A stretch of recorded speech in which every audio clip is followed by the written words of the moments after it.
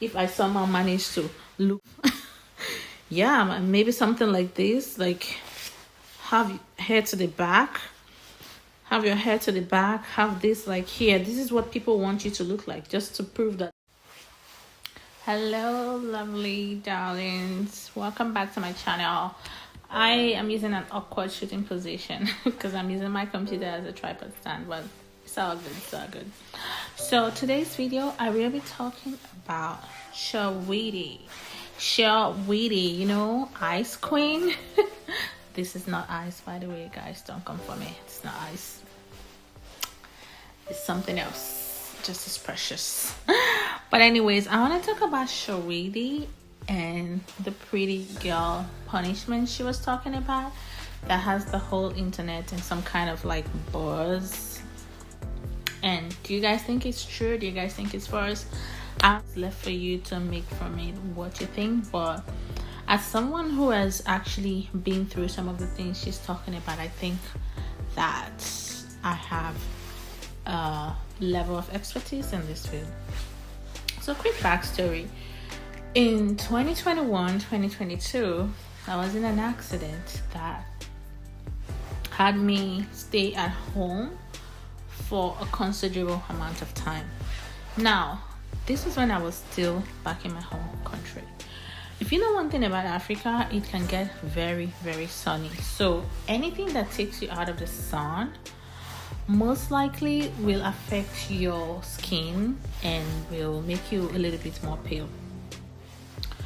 Personally, I don't really attach a lot of,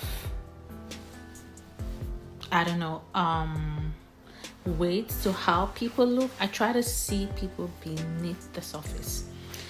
I sell skincare products. I used to run a skincare store back in my home country because I really just love entrepreneurship. Now, I'll always say, if you want to level up by doing whatever you want to yourself physically, that's your problem, as long as you take into account security measures. I would never judge anyone for decisions they choose to make regarding their own self, because we're not supposed to judge, right? And if you know me by now, I really believe in practicing a lot of the tenets in Christianity because I find them very grounding. So I ended up coming out of that period of my life very, very pale, and I had to go to work in a company that was kind of very international. I faced a lot of backlash from girls that I thought were just so beautiful. I mean, my channel is Chocolate Princess Maya, right? Because we have different fragrances of chocolate, right? So these girls were so pretty, in my opinion. Was I better looking than they were? Probably, but that's probably I'm more of a beauty and fashion expert, and I know exactly what works for me in a way that comes out very well. And I just have my own thing, right? Everyone has their own thing. I know I have this je ne sais quoi. That's my own thing. I have spent time curating myself, and instead of being jealous of another person, why don't you also spend time to curate yourself? Some of them were also the same skin tone as I was when I came out, but they were also like just not well put together on a daily basis. As you can see, Saweetie does take her time with herself, and they really gave me a hard time. I can't even begin to tell you. Oh my god. Oh, what's the name of this one? I don't remember. Let me see if I can get her name. Is it Kemi? Don't remember, but I probably just deleted her name from my memory, but I will see her one day, and I cannot wait to see her because I could not even get into an altercation with them because I was still physically frail. And my boss back then was a British man, God bless him. So he had me coming to the office just like 3 times a week so that I'll have more time to rest. It was one of the hardest period of my life because I had also just lost my father. It was brutal. I don't know how I got through it. It must have been God. Long story short, one of these ladies even told me, you can't make this stuff up. She came to meet me and she told me, hey, what's wrong with your face? And I was like, what's wrong with my face? She's like, there's something on your face. I was like, oh, really? And then I actually went to the mirror. There was nothing on my face. I met another lady and I said, is there anything on my face? She's like, no, there's nothing on my face. I said, someone just told me there's something on my face. And the other lady looked at me and she understood the picture faster than I. And she saw me and she was like, they're just jealous of you, honey. So I came back, and that's the thing about me. I was raised in a crazy part of Nigeria. So even though I used to go to Casablanca for some like visitations and stuff, you see that part of Nigeria, that part never left me. I would never like, if I have as much control as I can, I will not back down from a confrontation. I'll be like, you know what? Let's do this. You want to do this? Let's make this happen. You might beat me, but I'm going to make sure that you also have a lot of wounds before you leave. So I went back and I said, hey, you said there was something wrong with my face. I don't see anything. Phew. And so I flipped it from my face to her whole character, because clearly that was the problem. Her character was awful. She was awfully insecure. Oh my God. This was a married girl. But she was obviously so scared of the attention that I was getting unconsciously. She just blew up. So I said, what's wrong with you? Girl, don't be like this.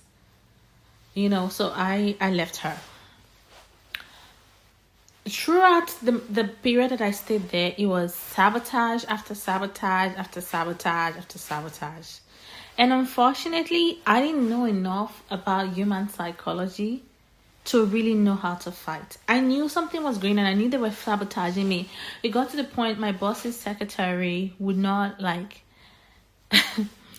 Every time I came to see my boss, it was a problem for her. So my boss would actually come to the door to get me when I come to his office, because his secretary's office is in front of his office. So he would come to the door to come get me and escort me inside.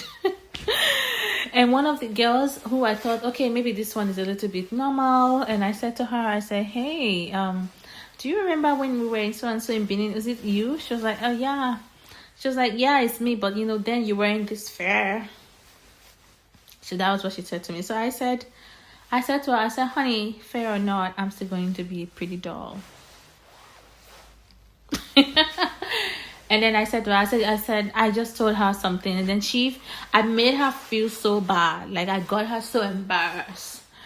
Moral of the story, my boss almost caved over to the side of this women. So he seemed to be through the ring between my side and their side. Almost like he had to pick a side.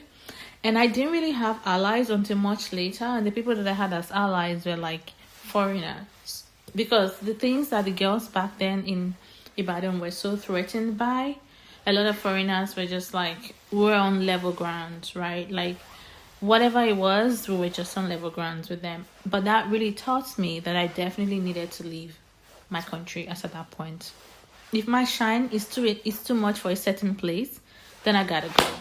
Like, I gotta go, because you're telling me inadvertently that I'm more than you and that I deserve better. And therefore, guess what? Because you said it and I accepted it, better is going to come towards me. Yes, amen. The moral of the story is that my boss was almost swayed over. And when he finally realized that I wasn't even there to compete, I already had I like to plan ahead. I had my 1 year, 5-year goal ahead of me. He came to realize that that place was just a stepping stone for me. I had no intention whatsoever of staying in that kind of toxic work environment. In fact, I didn't even have that intention even before I came. I just needed to get out of the house, put my skills to use and learn something, gain some mentorship, make some friends. Those were my intentions. But a lot of that, I got maybe 60 to 70% of what I went there to do. The rest, I was just like, okay, I'm done. If you don't know my value, you don't know the value of the proposal that I'm going to give you, you don't know the value of the kind of things that I'm going to bring to you, then you guys don't deserve me anyways, right? But I kept in touch with my boss because I know that he did his best with the tools he had.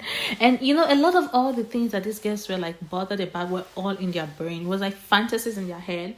And it all revolved around them thinking my boss is going to give me extraordinary favor, or that I was going to be like, you know, I was dating my boss. Yo, first of all, I'm a very conservative Christian. Every time I come on here and I say this, but it's like many people, it still doesn't get into their brain because they have an idea of what it looks like for somebody to be a serious Christian. They think if someone, like, you can see I'm not even wearing a lot of jewelry, just one, right? Like, my nails are not even long. So it's not my fault if I get in front of the camera and I look flashy. It's literally not my fault. But people just have this impression that in order for you to be a Christian, you have to somehow not look good. You have to somehow, I don't know if I can actually create the type of look that people want people to have in order to be good Christians, because I don't even know how. Let me see. I'm gonna put this over my head and see if I somehow manage to look demure enough. Yeah, maybe something like this. Like, have your hair to the back. Have your hair to the back. Have this like here. This is what people want you to look like, just to prove that you're a good Christian. Like, y'all, you can see, even though I'm doing this, I'm still not getting it. I'm still not really quite there yet, because it's just something, like, right? It's just something. But this is what people want you to be like, to prove that you're a good person, that you're a good girl, that you're a good Christian. It's exhausting. Because I've seen people who look like that. When I was working to help youth mental health in hospitals, I've seen them come into hospital several times for, to get DNC. And so why we not judge a woman for decisions she makes? I'm just here to tell you that just because someone looks a certain way doesn't make them whatever. You need to learn to look below the surface. So all the things they thought was happening between me and my boss, I wasn't dating my boss. I never like got into a relationship with my boss and, you know, start kissing or stuff. None of that was happening. It was just all in their head, because that was what they thought was going to happen, or maybe that's what they thought was happening. And newsflash, my favor doesn't come from my boss. My favor comes from God. I go on my knees and I beg that guy up there to give me a favor, and he can choose anyone to do that. He could choose a child. He could choose a crazy person. He could choose a boss. He could choose a servant. God can make anybody do anything for people who beg him for these things in faith. So going back to the story of Saweetie, thank you for your patience if I wind up in a tandem. I definitely believe that she's telling the truth about what she said happened to her. And this is something I want to make clear about, because people are comparing her to Nicki Minaj. People are comparing her to Lado. Everybody has their type of grace, and everybody has their type of aura. Nicki Minaj comes off as, I love Nicki, by the way. I don't want anyone thinking I don't like her. I love Nicki. I think she's so brilliant in her craft. But she was raised in New York, in the Bronx, so she comes from the ghetto. She's relatable in that sense. And she is also very, almost like a little bit masculine, not in how she looks, but in how she's going about what she's doing. Those are relatable traits that people can use to pardon her, to make her feel like she's one of them. Lado or mulatto, or I don't know what she used to call herself. I'm not a really big fan of her, but I can see she's also a very beautiful woman. I think she's also mixed as well. But she also comes from the struggle. So she's not a triple threat. She can gain people who resonate with her views because she's been through the struggle. Saweetie, on the other hand, comes from an upper middle class family. She was college educated. She talks about it a lot in her music. She says, like, our daddy was strict, so we got our diplomas. You know, so, and then she also talks about the type of man she likes to date, like, only date a nigga if he's wealthy and handsome, something like that. Nicki is almost like a ride or die chick. We all know, like, a lot of people don't like the person she married, and so are a lot of these other rappers. So I definitely believe that Saweetie gets more targeted based on pretty privilege, not just because she's beautiful, but because of the essence of who she is. She's more soft life, like actual soft life. Even before getting into money, she's the type of money through fame. She was not poor. She wasn't struggling. And she's the type of girl that well in her, even before the industry. So a lot of women are going to pick up on that soft life vibe and definitely run with it. Even if it's not true. Even if she's not high maintenance, they're gonna think, oh, this one's gonna be high maintenance. If this one comes in, she's gonna want to take from it. And I know people in that like industry, they are really very cutthroat, and some of them would actually drag somebody down. And someone was like, oh, I don't know if this could happen. It's a male-dominated industry. Well, I just told you the story of my boss. And at some point, if not that I was leaving, and he already saw that I came in, and I was like, man, I don't have time for this PS. Like, I really don't. I would have my leg in like 3 organizations at the same time because the type of work that I do is very diverse, right? So if you're being too difficult, I'm just going to go because you don't know my value. So I'm going to go to where I'm valued, right? Because I know that the value is in me. So I definitely know that men can be influenced, not necessarily because they care about that competition, but because they just want peace. And if one particular woman is getting extra targeted, then the man might just be like, I'm just going to take this one out just so that the one by my side can have, can give me peace. And you don't know who their side piece is. Although it is harder to actually get men to get into this hate game on a woman that's pretty, sometimes you can actually do get some men to join. And here is the important kicker that nobody is talking about with Saweetie. This is why I believe her even more. Is the fact that she dated Quavo. Now, if you're a beautiful girl walking around in circles with powerful men, you want to realize that if you turn one of them down or you leave one of them for some reason, they can blacklist you. We all know, like, Quavo, and there's also rumors that Nicki Minaj didn't get a Grammy because she was blacklisted. Come on, she's a really good artist. Like, I study her craft when I'm trying to create poems that I sell on Etsy because I do a lot of work online because it gives me space for my spiritual life. So when I'm trying to curate poems, I listen to Nicki Minaj's music because she has a lot of songs that move and motivate someone, especially if you really need to create very succinct, impactful pieces. She's a good artist. Even when I create art, like drawing, I listen to her. So people, despite how good Nicki is, she doesn't have a Grammy. What does that tell you? People get blacklisted because men have emotions too. Men have feelings too. Yes, men get upset too. Men get attitude too. There are insecure, powerful men. There are insecure, powerful men. In fact, probably there are more insecure, powerful men than there are insecure, powerful women. Because a lot of women will have to go through like leadership coaching, leadership skills, and all of that as they go to the top. But a lot of men went to the top just like this. So they didn't even have time to dig into the soft skills, go through their trauma. When they see a beautiful girl, they might just be like, I deserve her. I need her. I'm going to take her. And sometime later, I'll let you guys know my family history because I come from a family like that's connected to the kingship in my town. So I come from a lineage on my mother's side, especially of people who were men who were in power. And on my father's side, I come from people who founded the town. And also men who were power. And I will tell you stories about how men in power actually feel entitled to beautiful girls. I have been at conferences where some really powerful man, I'm talking really powerful, when we're trying to like get food at the place where they share lunch, will like grab my hand under the desk because he's trying to send me a message. And what do? I just take my hands gently from theirs and I disappear completely for lunch. I just disappear. And sometimes people wonder, like, where's Maya? Like, we didn't see you during lunch. You don't know the underlying dynamic of what has happened. And usually I don't have to see these men again. So I just minimize contact until I'm done with that program. So you don't know what's happening behind the scene. Imagine if I had to see them again and again and again. You think that it's not going to cause friction, especially if I'm not interested? Like, if you're interested and you want to like give into the flirtation, that's different. But if you're not interested, how would that powerful man react? Think about Piers Morgan. Why did he hate Meghan Markle so much? Why was it constantly talking about? And if he had the amount of power that could have blacklisted Meghan, don't you think he would have done that?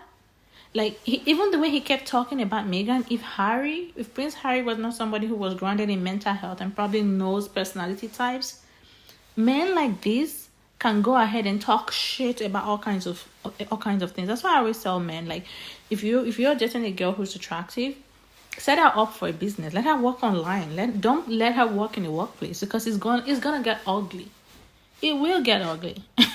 Unless she has like really strong God and angels protecting her. So I definitely believe Saweetie, and I feel like she's telling the truth, because her dynamics is completely different from Nikki's dynamics. I don't believe Nikki was trying to get blacklisted because Nikki was beautiful. It wasn't Nikki's beauty and the fact that she could get favored by men that was the problem.